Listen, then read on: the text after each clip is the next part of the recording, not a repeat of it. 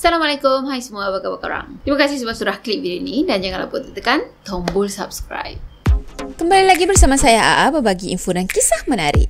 Oh, sebelum tu jangan lupa tekan tombol subscribe, tekan loncengnya juga.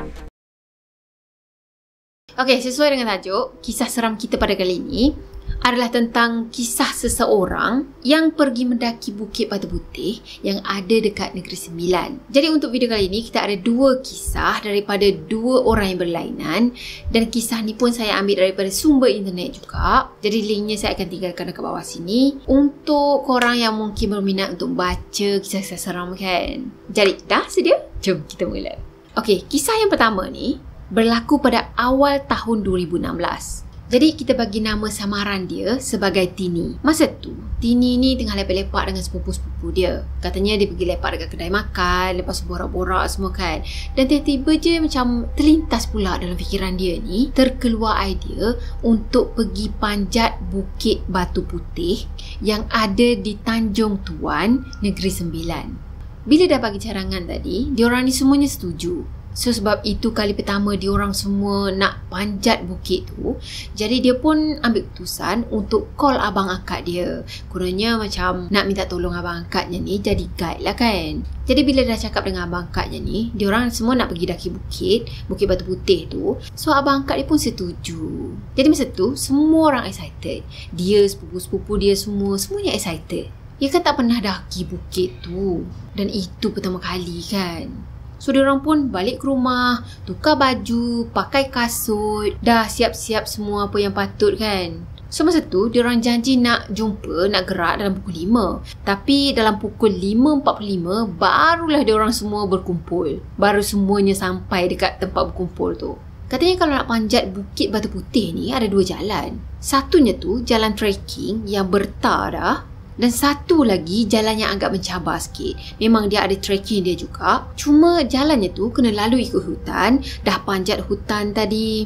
Lepas tu akan jumpa dengan pantai. Dah jumpa dengan pantai, kena panjat lagi batu. So biasalah kalau orang-orang yang sukakan hiking, memang dia akan pilih jalan yang kedua kan. Jadi katanya sebab ini kali pertama diorang semua daki bukit tu, so abang angkat dia ni pilih jalan yang kedua. Jalan yang mencabar sikit, lepas tu boleh nikmati pemandangan yang indah dulu macam tu kan. Okey dah, diorang pun daki lah kan.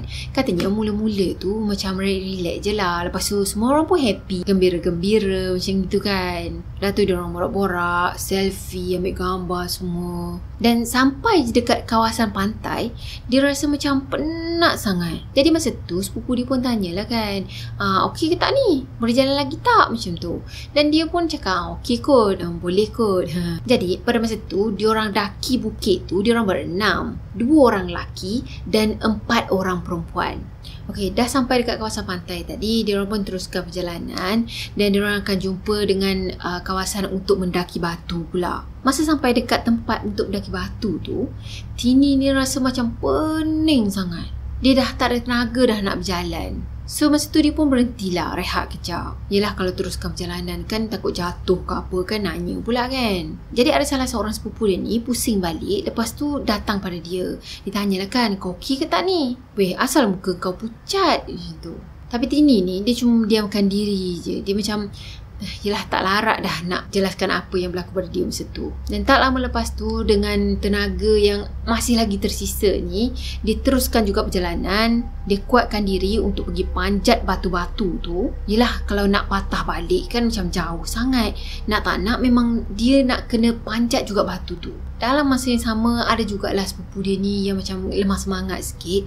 Sambil-sambil panjat batu tu, sambil-sambil dia menangis. Tapi semua orang pun macam ignore je benda tu. Sebab diorang masing-masing nak cepat sampai. Yelah time tu pun dah lewat sangat dah. Dan diorang sampai dekat puncak tu lebih kurang dalam pukul 6.50 petang tau. Dah dekat nak maghrib dah. Dah sampai dekat puncak tadi, diorang rehat kejap, minum air, ambil gambar. Lepas dah siap semua tu, diorang pun perasan lah kan, dah dekat nak maghrib dah ni. So masing-masing macam nak cepat-cepat turun. Masa turun tu, dia jalan sikit je untuk turun. Tiba-tiba je kaki dia ni macam krem tau. Dalam hati dia memang habis dah mencarut. Yelah orang nak cepat-cepat sampai ni, dia boleh krem pula masa ni. Katanya time tu memang dia kena perli habis lah dengan geng-geng ni semua. Dan dia orang cakap, kau ni panjat broga siap senyum lagi, panjat gunung tahan siap main phone lagi, tapi panjat batu putih pun kau tak larat, macam tu. Cuma katanya dia kuatkan diri juga untuk berjalan. Yelah, dia tak nak kalau dah sampai waktu maghrib nanti dia masih lagi ada dalam hutan tu. Jadi masa tu dia pegang tangan sepupu dia sebab dia takut jatuh, dan lagi 4 orang ni dah ke depan sikit. Tapi masa tu sebab dia rasa macam takut sangat, jadi dia pun jerit lah dengan abang angkat dia ni. Dia panggil abang angkat dia. Dia cakap, bang, relax jap, orang sakit ni. Jadi abang angkatnya pun slow-slowkan lah kan, tunggu adik angkat dia ni. Dah tu masa dia turun ke bawah tu, dia ada lalu dekat satu kawasan ni tau. Katanya kawasan ni ada satu pokok besar, dan dekat tepi pokok tu pula ada gaung. Katanya kalau jatuh dekat gaung ni memang, yelah, innalillah lah, memang tak jumpa lah kan. Dah tu dia jalan dekat area situ tu, tiba-tiba je dia boleh terbau sesuatu yang sangat wangi. Mula-mula tu dia buat dek je kan, dia buat tak tahu je kan. Tapi makin lama makin wangi, makin lama makin kuat pula baunya. Dah tu dia dengar sepupu dia yang dekat tepi ni dengar baca ayat 1000 dinar, baca ayat-ayat Al-Quran lah kan. Dalam masa yang sama juga dia baca ayat kursi. Yelah, dia dengar sepupu dia ni dah baca ayat 1000 dinar tadi, dia mestilah terdetik lah hati dia kan, ada sesuatu yang tak kena sekarang ni. So dia pun baca lah ayat kursi. Tapi bau wangi tu memang mengiringi dia sepanjang dia berjalan turun daripada bukit tu. Cuma dalam masa turun tu, abang angkat dia ni ada sampai terduduk tau, sebab dia cakap dia pening sangat. Dan Tini dengan kawan-kawan dia ni tolonglah bangunkan abang angkat dia. Dia orang papah bawa turun sampai je kat bawah. Dia orang terus masuk kereta, terus balik rumah. Sampai dekat rumah tu lah baru semua orang buka cerita. Masa tu dia fikir, ingatkan dia je yang terkena kan. Rupa-rupanya semua orang pun ada pengalaman masing-masing. Okey, sepupu dia yang pegang tangan dia masa turun tadi kan, yang itu dia rasa berat sangat dekat badan dia. Katanya macam ada orang duduk atas bahu ke ataupun atas belakang ke macam itu.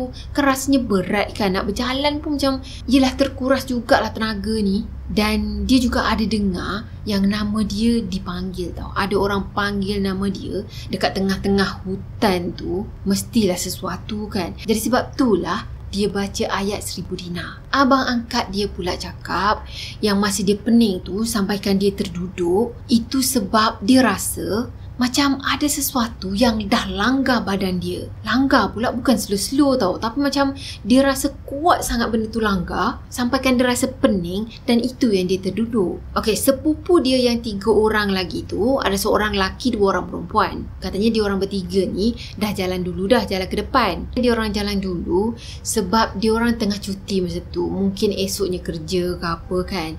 Jadi dia nak balik cepat-cepat lah macam tu. So yang lelaki ni menonong je jalan, dan yang perempuan ni pula follow daripada belakang kan. Jadi pada masa tu sepupu yang perempuan ni nampak sepupu laki dia tu ada 2 tau. Pertama dia jalan ikut arah sini, yang kedua jalan ikut arah sini. Dan kedua-dua sepupu dia tu yang dia nampak tu sebenarnya orang yang sama. Jadi sepupu lelaki yang dia nampak pada masa tu pakai baju yang sama, pakai kasut yang sama, cara pergerakannya pun sama tau. So sebab dia orang ni macam follow daripada belakang kan, so dia pun panggil lah nama sepupu dia ni. Panggil sekali tak nyaut, straight je kan. Dan dia pun panggil kali kedua, kuat sikit, keras sikit time ni. Masa tu barulah sepupu dia yang lelaki ternyaut. Tapi itulah nasib baik jugalah kan. Kalau dibuatnya sepupu yang belakang ni main follow je, lepas tu tersalah jalan, kan dah sesat dah masa tu. Dah tu masa dia orang masuk je kereta nak gerak daripada situ, dia orang perasan ada pokok yang dekat tepi jalan ni bergoyang tau. Lepas tu dia orang nampak ada seorang perempuan yang duduk dekat bawah pokok tu, dan perempuan tu mengilai ke arah dia orang tau. Jadi dia tinggalkan pesan dekat sini, kita tak payahlah kot nak pergi daki bukit mana-mana sekalipun pada waktu senja. Sebab itu kan waktu dia orang. Dan mungkin masa dia tak larat tu, awal-awal daki tu, dia rasa macam tak larat kan. Mungkin itu dah jadi petanda dah, kata ada sesuatu yang akan berlaku, ataupun minta supaya dia stop je dekat situ. Dah tu batalkan niat dia untuk daki bukit pada masa tu kan. Cuma yelah, mana nak faham. Dan dia juga ada beritahu, pihak polis cakap dekat tempat tu memang keras. Yelah, mungkin batu-batuan ke apa kan. Sebab itu kawasan bukit, lepas tu dekat dengan pantai. Dan yang paling penting, banyak kes bunuh diri berlaku dekat sana. Betul ke tak? Wallahualam. Okey, kisah yang kedua ni dikongsikan oleh salah seorang hamba Allah ni. Cuma saya tak pasti sama ada dia ni lelaki ataupun perempuan. Tapi daripada gaya ceritanya ni, kita andaikan dia lelaki je, okey? Jadi kita bagi nama samaran dia ni sebagai Ryan. Jadi kisah ni berlaku masa dia ada pada semester akhir diploma. Dan masa tu dekat-dekat dengan nak final exam lah. Jadi macam biasa kalau dekat dengan final exam je, dah banyak dah kelas yang dah habis syllabus, lepas tu dah tak ada kelas lah kan. So masa tu lah diorang ambil masa untuk study, untuk ulang kaji balik apa yang dah belajar. Ya kalau tak kan nanti tak boleh nak jawab pula soalan periksa kan. Cuma dia cakap macam ni tau, untuk orang yang pandai ni, itu dikira study week. Tapi untuk orang yang macam diorang ni, itu adalah jimba week. Kelakar pula jimba week. Jimba tu bukan macam berjimba-jimba macam gitu kan? Bukan. Okay, forget it. Jadi pada masa tu, diorang boleh pergi plan untuk pergi daki Bukit Batu Putih yang ada dekat Port Dickson pada petang hari. Masa tu diorang semua pergi dalam grup yang besar tau. Yelah dalam 13 orang juga diorang punya geng ni. Dah tu lepas dah buat plan tadi, diorang pun tunggulah masing-masing sampai kan. Tunggu daripada seorang ke seorang. Katanya dalam pukul 6 petang juga diorang baru bertolak untuk pergi ke Bukit Batu Putih tu. Yelah diorang pun macam tak ada nak cepat sangat, sebab katanya tempat study diorang tu dekat je dengan Bukit Batu Putih ni. Dan lebih kurang dalam pukul 6:30 petang macam itu, diorang dah sampai dah dekat bukit tadi. Masa mula-mula mendaki tu, macam biasalah kan, riang je kan, happy je nak mendaki gunung ni. Dah tu diorang cakap yang Bukit Batu Putih ni tak adalah susah sangat pun trek dia. So macam tak ada apa-apa pun yang diorang risaukan pada masa tu. Jadi diorang pilih ikut jalan hutan sebab kononnya nak feeling-feeling macam mendaki bukit macam itulah. Dan bila diorang semua sampai je dekat puncak, masa tu dah azan maghrib dah. Masa dekat puncak sana, bukan diorang je yang ada dekat sana, tapi ada juga orang-orang lain. So diorang bergambar, lepak-lepak kejap macam itu kan. Dan tak lama pun duduk dekat puncak sana, dalam pukul 7.30 petang, diorang dah mula nak turun dah. Katanya masa tu ada sepasang pasangan ni, pasangan couple, dia pun baru je nak turun juga. Dan jarak antara couple ni dengan dia orang semua dalam 3 ke 4 langkah macam gitu je. Jadi masa dia orang turun ni, sebenarnya dia orang decide untuk ikut jalan tar. Kan tadi kan dia cakap kan ada 2 jalan. Jalan bukit yang kena daki macam cabar sikit tu, dan satu lagi jalan tar. Jadi dia orang ni semua daki ikut jalan bukit dan turunnya pula ikut jalan tar ni. Jadi sebenarnya dia orang decide untuk ikut jalan tar. Tapi masa dia orang jalan nak turun tu, sepatutnya jalan tu ada 2 lah kan. Ikut jalan tar satu, ikut jalan yang mencabar tu satu. Jalan yang mencabar tu pula dia akan jumpa batu, dia akan jumpa dengan laut, dengan pantai macam gitu kan, dan ikut arah hutan. Jadi masa tu, masa diorang nak turun, diorang hanya nampak ada satu jalan je, dan jalan satu lagi ada batu besar gila. Jadi diorang macam tak ada pilihan tau. Diorang terpaksa juga ikut jalan tu. Dah tu diorang jalan turun. Masa diorang jalan turun tu, tiba-tiba je pasangan couple tadi yang ada dekat depan diorang boleh hilang macam tu je. Diorang dah tak jumpa dah, tak nampak dah bayan diorang berdua. So masa tu diorang fikir positif je lah. Diorang fikir, oh mungkin diorang ni jalan laju sangat kot. Jadi dah ke depan lah pasangan couple tadi kan. Diorang pun teruskan perjalanan.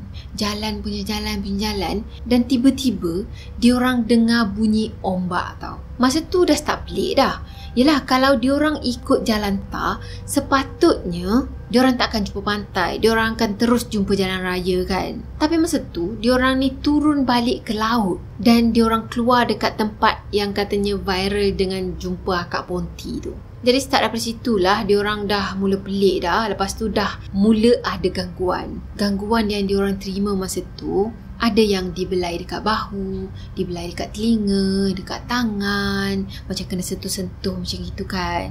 Ada juga yang mendengus dekat sebelah telinga. Dan masa diorang turun dekat jalan laut tu, ada yang dengar ada seseorang yang mengilai dekat atas bukit sana. Jadi masa tu diorang semua dah decide lah, sebab dah sampai dekat sini dah.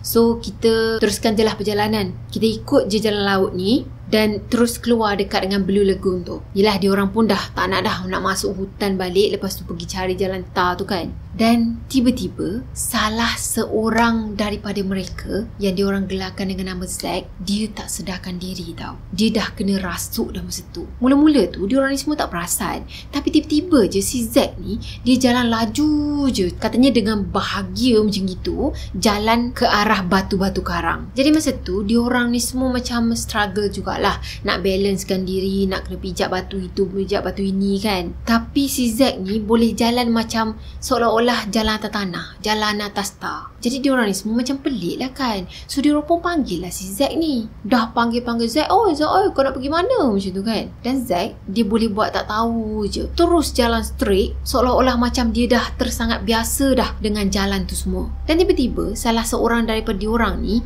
menjerit, suruh diorang ni semua kejar Zack, sebab pada masa tu Zack ni dah bersedia untuk terjun ke dalam laut. Dan nasib baik jugalah salah seorang kawan dia ni yang kita gelarkan dengan nama D, dia sempat kejar Zack dan tahan dia daripada terjun ke dalam laut. Bila D tadi cuba halang Zack, Zack ni dia pergi tamparnya muka si D ni sampaikan tercabut spek dia. Dan dalam masa yang sama, si Zack ni menjerit-jerit, dia cakap, kau kacau tempat aku, kau kacau tempat aku. Kawan-kawan dia semua masa tu terus pergi ke arah Zack, lepas tu pegang Zack ni, sebab pada masa tu Zack ni dah meronta-ronta, dah tak tentu hala dah. Dalam masa yang sama, ada salah seorang kawan dia yang lain pula, dia azan, lepas tu dia bacakan surah-surah Al-Quran. Tapi benda tu yang ada dalam Zack, dia boleh pergi gelak tau. Dia gelakkan aja. Bila diorang ni tanya, apa kau nak? Si Zack ni cakap, aku suka dia. Kebanyakan daripada diorang dan juga adalah kawan-kawan perempuan diorang pun semuanya dalam ketakutan. Dan nampaklah diorang ni macam dah menggeletar dah sebab takut. Cuma adalah yang berani lepas tu tolong tenangkan kawan-kawan yang lain. Sebenarnya dalam masa dia tenangkan Zack, dalam masa diorang ni pegang Zack, Zack pada masa tu dah masuk ke dalam laut dah. Dan katanya diorang pada masa tu dah ada dekat dalam laut, dekat paras pinggang. So tak lama lepas tu, lepas dia bacakan juga ayat-ayat suci Al-Quran, dia azankan walaupun dah kena gelak tadi kan. Dan diorang ni macam berjaya lah kawal sikit keadaan pada masa tu. Jadi diorang pun ambil keputusan untuk tarik si Zack ni dan bawa ke daratan. Bayangkan pada masa tu diorang ni terpaksa papah si Zack ni daripada tengah laut sana pergi ke arah daratan kan. Dah tu si Zack ni sebenarnya dia kurus je tau. Cuma masa benda tu ada dalam badan Zack, dia jadi sangat berat. Sampaikan diorang ni kelelahan jugalah. Katanya diorang sampai 3 ke 4 kali tukar orang sebab tak larat sangat. Cuma nasib baik jugalah masa diorang ni semua papah Zack ni keluar daripada air tu, Zack ni tak mengamuk, tak meracau ke apa kan. Dan mungkin juga benda tu bekerjasama lah nak balik ke darat ni, sebab dia ingatkan yang diorang ni semua nak bawa dia balik ke rumah macam tu. Sebenarnya diorang ni semua dah daripada awal-awal lagi dah minta bantuan daripada salah seorang kawan mereka yang lain. Dan tak lama lepas tu diorang dah sampai dah dekat pantai Blue Lagoon dan diorang ni semua papah Zack tadi masuk ke dalam kereta. Dah masa tu si Zack ni nampak macam okey je, macam dah sedarkan diri lah kan. Dan si Zack ni siap minta makan lagi. Dia cakap dia lapar. Cuma diorang ni semua macam pujuk lah si Zack ni kan. Dia cakap, lihat dulu, kita lepak-lepak kejap dekat sini, sekejap lagi kita gerak lah kan. Sebenarnya dalam masa yang sama diorang ni tunggu bantuan untuk sampai. Dalam masa yang sama juga si Zack ni dia merayu-rayu untuk balik. Aku nak balik macam tu kan. Dan mata dia tu pandang tepat ke arah laut. Dah tu ada salah seorang kawan dia ni, mungkin dia nampak si Zack ni macam pelik lagi ni. Dia pun pergi mengucap dekat telinga si Zack ni. Dia suruh si Zack ni ikut macam tu kan. Tapi si Zack ni tak nak. Dan tak lama lepas tu bantuan tadi pun sampai. Kawan dia ni, dia bagi gelaran dengan Abang M. Bila Abang M tadi dah sampai, dia baru je nak baca bismillah, si Zack tadi terus menggelupar nak lari masuk ke dalam hutan. Bayangkan ada 6 orang yang pegang si Zack ni, tapi si Zack tu boleh lagi terlepas tau. Kuat tak kuat tenaga si Zack ni. Dan time tu sebenarnya dia dah meracau balik dah. Sampaikan ada salah seorang pakcik ni yang menetap dekat hotel yang ada dekat area situ. Dia datang, lepas tu tegur, apa yang dah jadi ni kan. So diorang ni pun ceritalah dengan pakcik ni apa yang sebenarnya dah berlaku. Dan pakcik ni pun sedia untuk tolong apa yang patut masa tu. Pakcik ni cakap yang kejadian macam ni dah biasa sangat dah berlaku dekat sini. Dan Alhamdulillah, tak lama lepas tu dengan bantuan pakcik tadi, dengan bantuan Abang M, benda yang ada dalam badan Zack tadi berjaya dikeluarkan. Bila kawan dia dah sedar, si Zack tadi dah sedarkan diri, dia menangis-nangis tau. Lepas tu dia cakap yang kawan-kawan dia ni semua tinggalkan dia sorang-sorang dekat dalam hutan tu. Lepas dah settle tu semua, diorang tak terus balik ke hostel, tapi diorang pergi ke rumah salah seorang kawan dia yang kebetulan ayah kawan dia ni ada buat perubatan Islam. Yelah, takut juga kalau ada benda tu yang mengikut balik ke apa kan. Dan tak lama lepas tu ditanyalah dekat si Zack ni apa yang sebenarnya dah berlaku. Sejak bila si Zack ni perasan yang diorang ni semua tinggalkan Zack ni. Padahal diorang tak tinggalkan Zack pun, Zack yang tinggalkan diorang. Rupa-rupanya masa diorang turun ikut batu tu, dia ada nampak ada sesuatu yang bertenggek dekat atas batu. Dan start daripada situlah pandangan dia ni mula gelap. Dan dia rasa macam dia ditinggalkan sorang-sorang dekat dalam hutan tu. Jadi dia tinggalkan pesan dekat sini, katanya kalau nak hiking tu boleh, tapi biarlah kena pada waktunya, biar tepat pada masanya. Jangan jadi macam dia orang ni yang nak masuk hutan maghrib-maghrib dah. The end. Kalau kita tengok kedua-dua cerita ni, kedua-dua individu yang mengalami kisah misteri ni, diorang berdua bagi nasihat yang sama. Kalau nak daki bukit ataupun masuk hutan boleh, tapi bukan pada waktu maghrib ataupun waktu petang. Saya pun pernah ada pengalaman daki bukit juga. Bukit Keluang dekat Besut. Kalau siapa-siapa yang duduk dekat area Besut ke mesti tahu kan Bukit Keluang ni kan. Sebenarnya kita orang pergi dekat situ untuk berkelah. Tapi kebetulan kan ada Bukit Keluang yang kita boleh daki kat situ kan. Lepas tu macam teringin lah juga nak daki bukit tu, nak tengok apa je yang ada kat atas bukit tu. Kebetulan dekat bawah ni kan pantai, mestilah cantik kan. Jadi adalah saudara-saudara saya ni nak daki bukit tu. So saya pun nak ikut. Ya kan, kita kan excited kan nak ikut. Okay fine, ikut. Bukit Keluang ni pun dia ada dua jalan juga. Yang pertama tu jalan ikut naik tangga macam itu. Lepas tu dia punya track tu macam dia agak mencabar. Bukan agak mencabar, memang mencabar gila. Sebab nak kena pegang tali. Lepas tu kita macam nak kena daki-daki macam gini ha. Dan masa mula-mula saya daki tu, saya ikutlah tangga tu kan. Lepas tu nak kena mendaki macam gini kan. Dah tu yang kelakarnya, sampai je dekat tangga yang atas sekali, gelap. Tak nampak apa. Aku tak nampak apa ni. Macam mana nak teruskan ni? Tak boleh teruskan. Lepas tu adik saya tanya, kau okey ke tak ni? Kejap. Aku relax. Lepas tu tengok, hitam ni, semua hitam ni. Aku nak pitam ke ni? Aku nak pingsan ke ni? Jangan pingsan kat sini. Relax lu. Let lu, sempat lagi. Dah tu rehat kejap. Lepas tu fikir-fikir, tak ya, memang tak boleh ni, tak boleh. Sebab dah keadaan tidak mengizinkan. Kebetulan pula sebenarnya sebelum tu saya tertidur dekat pantai. Dia kan best kan tertidur kan. Tertidur, lepas tu bangun tidur, makan. Dah makan tu terus pergi daki. Kau ni tak belajar sains ke kan? Aduh. Itulah pengalaman pertama. Lepas tu tak lama lepas tu, rasanya macam dalam 2 tahun lepas tu tak, kita orang pergi lagi sekali. Berkelah dekat sana semua kan. Lepas tu yelah, adalah macam biasalah saudara kita orang ni nak pergi daki bukit. So kita orang pun okay fine, jom kita daki bukit kan. Lepas tu dia tahu saya nak daki bukit. Dia dah tahu dah saya gagal hari tu. Cuma yelah, kita ni kuat semangat, taklah cepat mengalah kan. Jadi kali kedua kita nak pergi daki juga. Dan saudara-saudara kita tahu, dia cakap jomlah kita naik ke sebelah sana pula.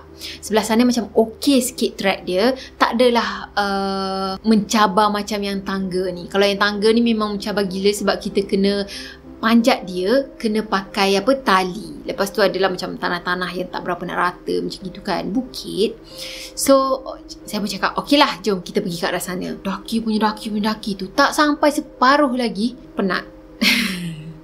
Mengah, ya Allah. Sebaiklah saudara semua dengan suami pun support. Lepas tu diorang tunggu sampai kita cool down dulu. Okey, jom kita daki balik. Dah daki tu sampai ke puncaknya, ya kita boleh tengok pemandangan yang sangat-sangat indah. ialah kita boleh tengok pemandangan laut dekat tempat tinggi pula tu. Memang cantik lah, subhanallah, cantik gila. Okeylah, saya rasa sampai di sini untuk video kali ni. Saya harap korang sukakan video ni.